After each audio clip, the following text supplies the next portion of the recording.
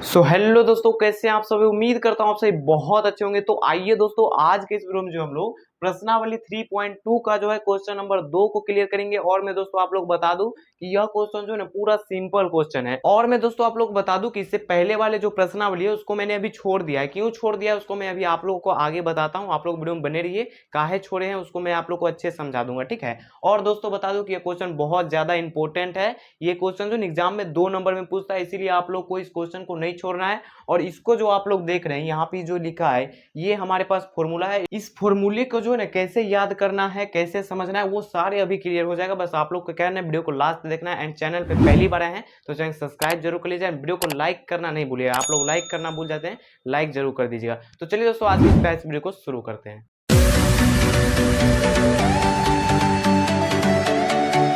तो आइए दोस्तों, हम लोग सबसे पहले क्या करेंगे कि 3.2 का जो है क्वेश्चन नंबर 2 को पढ़ लेते हैं कि क्वेश्चन क्या बोल रहा है। और हाँ, मैं पहले वाले एक्सरसाइज के बारे में बात कर लूं। देखिए, पहले वाले एक्सरसाइज में क्या है कि 3 क्वेश्चन है और तीनों क्वेश्चन जो है वो ग्राफीय विधि से सॉल्व करना है। और ग्राफीय विधि से मतलब समझ रहे हैं ना, ग्राफ खींचना है। वो एग्जाम में 5 नंबर में आता है। तो वो मैं आप लोग को एग्जाम से लगभग 15-20 दिन पहले आप लोग करवा दूंगा। आप लोग 15-20 दिन पहले करोगे ना तो याद रहेगा, अभी से करोगे तो भूल जाओगे। इसीलिए मैंने अभी उस पर वीडियो नहीं बनाया, उस पर आप लोग को एग्जाम से पहले आएगा वीडियो, ठीक है। तो उसके लिए टेंशन नहीं लेना है। और 3.2 में भी 1 नंबर जो क्वेश्चन है उसमें 2 क्वेश्चन है, एक में 2 क्वेश्चन है। दोनों ग्राफीय विधि आप लोग क्वेश्चन को पढ़िएगा ना, जाके बुक में उठा के आप लोग क्वेश्चन को पढ़िएगा, वहां पे साफ साफ लिखा है ग्राफीय विधि से सॉल्व करना है। तो ग्राफीय विधि का मतलब है कि आप लोग को एग्जाम से थोड़े दिन पहले पढ़ना है, एग्जाम में डायरेक्ट आएगा, आप लोग को जाके खींच देना है ग्राफ, ठीक है। 5 नंबर मिल जाएगा। तो उस सब के लिए टेंशन नहीं लेना है, वो सब क्वेश्चन का वीडियो आ जाएगा। अभी जो इंपॉर्टेंट है, जो आप लोग को अभी जानना है, उसको आप लोग अभी जानिए। देखिए, हमारे पास क्वेश्चन है कि अनुपातों, आप लोग को स्क्रीन पे दिख रहा होगा, आप लोग वहां पे पढ़िए कि अनुपातों A1 बटा में A2, B1 बटा में B2 और C1 बटा में C2 की तुलना कर ज्ञात कीजिए कि निम्न समीकरण युग्म द्वारा निरूपित रेखाएं एक बिंदु पर प्रतिच्छेद करती है, समांतर है अथवा संपाती है। तो सबसे पहले यहाँ पे क्या बोल रहा है कि A1 बटा A2, B1 बटा B2, C1 बटा C2, जो कि कंडीशन आप लोग यहाँ पे देख सकते हैं, वही ना, A1 बटा A2, B1 बटा B2 बराबर C1 बटा C2, वही कंडीशन है। और उसके बाद क्या बोल रहा है कि इसको तुलना करके ज्ञात कीजिए। यानी कि हमारे पास जो पहला प्रश्न आप लोग देख रहे हैं, पहला प्रश्न क्या है, तो यहाँ पे पहले पहला प्रश्न लिख लेते हैं, ठीक है। तो यहाँ पे पहला हमारे पास प्रश्न है 5x और उसके बाद माइनस में 4y और उसके बाद क्या है, प्लस में 8 है और बराबर में 0 है। उसके बाद फिर नीचे क्या है, तो 7x है, फिर यहाँ पे प्लस में 6y और उसके बाद माइनस में 9 है और बराबर में 0 है। तो ये हमारे पास समीकरण 1 है, हो गया। और ये समीकरण 2 हो गया। ये हमारे पास समीकरण दिया हुआ है। इसको बोल रहा है क्वेश्चन में कि तुलना करके ज्ञात कीजिए। किसकी तुलना करके, तो हमारे पास जो ये आप लोग देख रहे हैं फॉर्मूला, इसी की तुलना करके ज्ञात करने के लिए बोल रहा है कि लास्ट में देखिए समांतर है या अथवा समपाती है। यानी कि हमारे पास लास्ट में जो ये प्रतिच्छेदी लिखा हुआ है, समांतर लिखा हुआ है, संपाती लिखा हुआ है, ये तीनों आप लोग को इसमें नजर आ रहा है यहाँ पे ना, प्रतिच्छेदी हल होगा या फिर संपाती हल होगा या फिर समांतर। तो ये तीनों में से कौन है, ये समीकरण को ज्ञात करके बताना है। तीनों में से कोई एक है, ठीक है। इसको ज्ञात करेंगे और हम लोग को पता चल जाएगा। तो सबसे पहले आप लोगों को मैं फॉर्मूला पढ़ना बता देता हूँ, ठीक है। इसको देखिए कैसे पढ़ेंगे, A1 बटा में A2 ये बराबर है, उसका कटा हुआ है, इसको पढ़ेंगे हम लोग बराबर नहीं है, या फिर इंग्लिश में इसको बोलेंगे इक्वल नॉट। तो A1 बटा में A2 और इक्वल नॉट B1 बटा में B2। अगर इस तरह का कंडीशन आता है इस क्वेश्चन को सॉल्व करने के बाद, तब देखिए कौन कौन सा हल निकल के आएगा। अद्वितीय हल होगा, या फिर केवल एक हल हो सकता है, या फिर यहाँ पे प्रतिच्छेदी हल होगा, या फिर यहाँ पे संगत हल होगा। 4 हल निकल के आएंगे अगर इस तरह का कंडीशन होगा तो।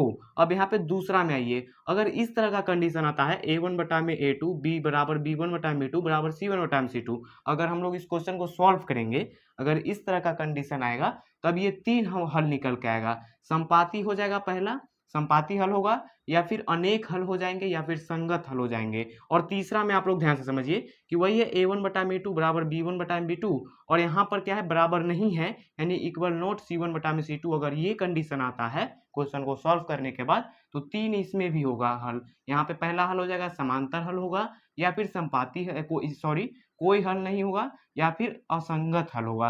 तो यहाँ पे कंडीशन ये है कि क्वेश्चन में क्या पूछ रहा है उसके अकॉर्डिंग आंसर देना है। मान लीजिए कि यहाँ पे अभी क्वेश्चन है, ये 2 नंबर क्वेश्चन है और इसमें पूछ रहा है कि प्रतिच्छेदी है या फिर समांतर है या फिर समपाती है। इसमें क्या पूछ रहा है कि प्रतिच्छेदी हल है या फिर यहाँ पे देखिए समपाती है या फिर समांतर है। अगर दोस्तों ये तीनों में से कोई क्वेश्चन में दिया होगा और बोलेगा कि कोई एक है, मतलब क्वेश्चन सॉल्व करके अब बताना है आप लोग कि कौन सा हल होगा, ठीक है। तो कंडीशन यहाँ पे यही है कि जो पूछेगा वही आप लोग को बताना है। ऐसे ही आप लोग 3 नंबर आप लोग क्वेश्चन पढ़िए, स्क्रीन पे दिख जाएगा।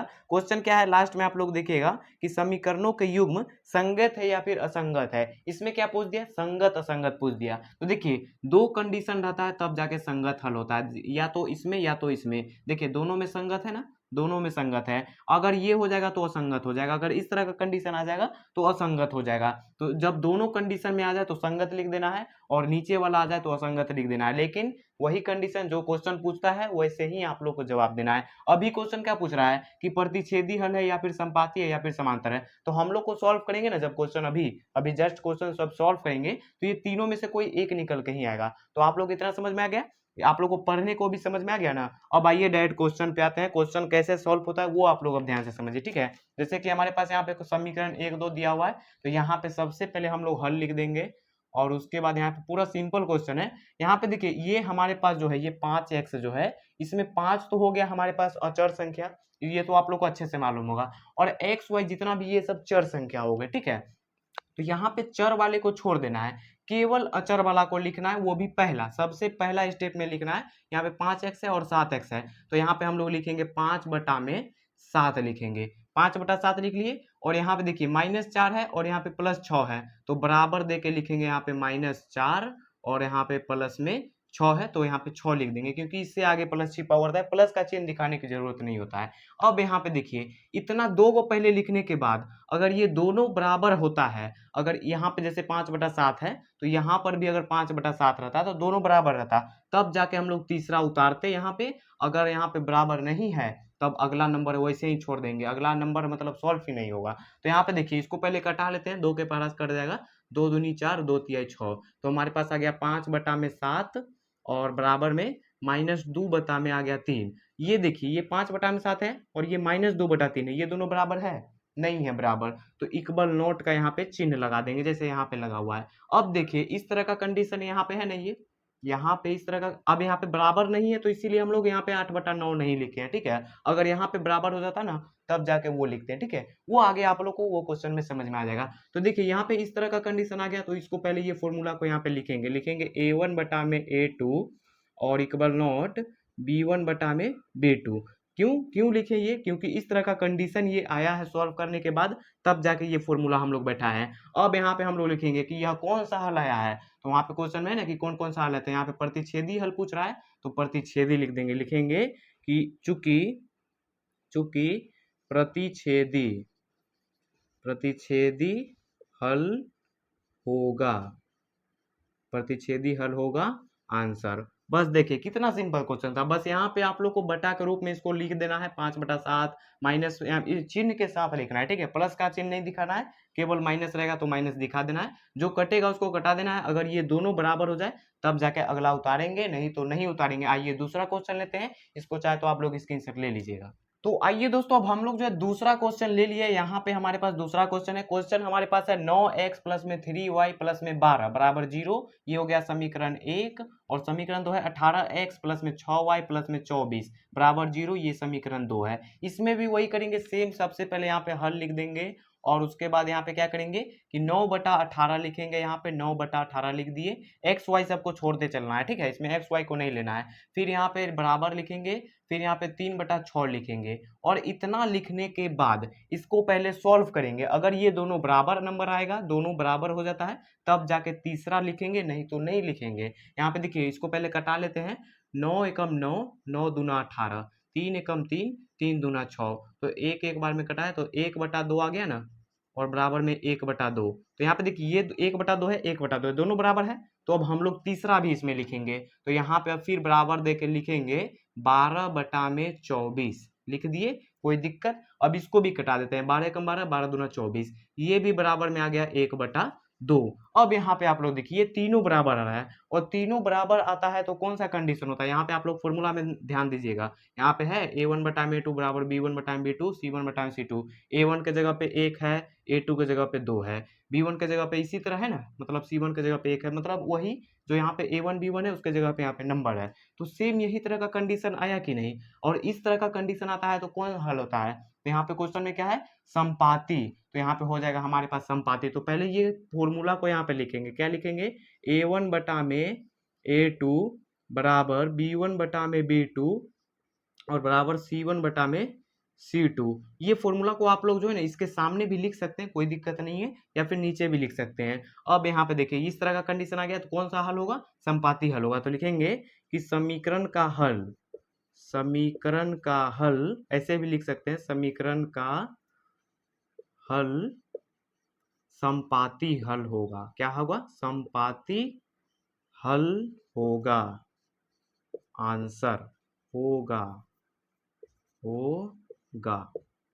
और यही हो गया हमारे पास आंसर। बस कितना सिंपल क्वेश्चन है, बस सॉल्व यहाँ पे करना है और पता चल जाएगा आप लोग को। बस ये फॉर्मूला याद रखना है, ठीक है, ये फॉर्मूला को आप लोग अच्छे से याद कर लीजिए। आइए इसमें लास्ट क्वेश्चन तीसरा है उसको लेते हैं और सॉल्व करते हैं, चाहे तो स्क्रीनशॉट ले सकते हैं। तो आइए दोस्तों अब हम लोग जो है लास्ट क्वेश्चन यहाँ पे 3 नंबर क्वेश्चन ले लिए हैं और क्वेश्चन है हमारे पास कि 6x माइनस में 3y प्लस में 10 बराबर 0 जो कि समीकरण 1 है, और समीकरण 2 है हमारे पास 2x माइनस में y और प्लस में 9 बराबर 0 जो कि समीकरण 2 मान लिए हम लोग। अब यहाँ पे आप लोग ध्यान से देखिए, यहाँ पे तो 6/2 है, तो यहाँ पे सबसे पहले हल लिख के 6/2 लिख देंगे, 6/2 लिख दिए, बराबर लिख के यहाँ पे लिखेंगे -3, और यहाँ पे देखिए माइनस वाई है ना, y के जगह पे एक छिपा हुआ रहता है, ठीक है, इतना बात आप लोग ध्यान रखना है। अगर सिंगल x हो सिंगल y हो, समझ जाइए क्या कि वहां पे एक छिपा है, तो यहाँ पे -1 हो जाएगा, ठीक है। अब यहाँ पे आप लोग ध्यान से देखिए, ये माइनस माइनस कट गया, यहाँ पे माइनस माइनस कट गया, यहाँ पे देखिए 2 एकम 2 और 2 तिहाई 6 कट गया, तो 3 बटा हमारे पास 1 आ गया, बराबर में 3 बटा 1 आ गया, दोनों बराबर है, यानी कि इससे आगे भी अब सॉल्व करेंगे। इससे आगे यहाँ पे 10/9 है ना, तो यहाँ पे लिखेंगे बराबर में 10/9। अब यहाँ पे आप लोग ध्यान से देखिए, ये 10/9 कटेगा, नहीं कटेगा, तो यहाँ पर सिंपल है, यहाँ पर भी लिख देंगे 10/9 लिख दिए। अब यहाँ पे देखिए ये दोनों तो बराबर है, लेकिन ये बराबर नहीं है, और यहाँ पे ये बराबर नहीं है तो इक्वल नोट करेंगे यहाँ पे, क्योंकि यहाँ पे इसमें नहीं ना बराबर है, 10/9 इसमें नहीं बराबर है, तो यहाँ पे इक्वल नोट कर दिए। अब इस तरह का कंडीशन यहाँ पे है, तीनों में से है, तो यहाँ पे आप लोग देख रहे होंगे कि यहाँ पे है a1 बटा में a2 b1 बटा में b2 बराबर इक्वल नोट है ना, इक्वल नोट c1 बटा में c2। तो इस तरह का कंडीशन है, तो ये फॉर्मूला यहाँ पे लिखेंगे a1 बटा में a2 बराबर b1 बटा में b2 बराबर नहीं है c1 बटा में c2। और इस तरह का कंडीशन आता है तो क्वेश्चन में बोल रहा है कि क्या समांतर हल होगा, तो जी हाँ समांतर हल होगा। यहाँ पे लिख देंगे कि समीकरण का हल, समीकरण का हल, समीकरण का हल समांतर होगा, समांतर होगा। बस यही हो गया हमारा आंसर। उम्मीद करता हूं दोस्तों कि आप लोग को ये फॉर्मूला अच्छे से याद कर लेंगे और ये तीनों भी क्वेश्चन अच्छे से समझ में आ गया होगा। तो आप लोग से एक छोटी सी रिक्वेस्ट है कि अपने एक दोस्त के साथ इस वीडियो को शेयर जरूर कर दीजिएगा, एंड चैनल पे पहली बार आए हैं तो चैनल सब्सक्राइब जरूर कर लीजिएगा और वीडियो को लाइक करना नहीं भूलिएगा, ठीक है। तो चलिए दोस्तों मिलते हैं नेक्स्ट वीडियो में, तब तक के लिए बाय बाय दोस्तों।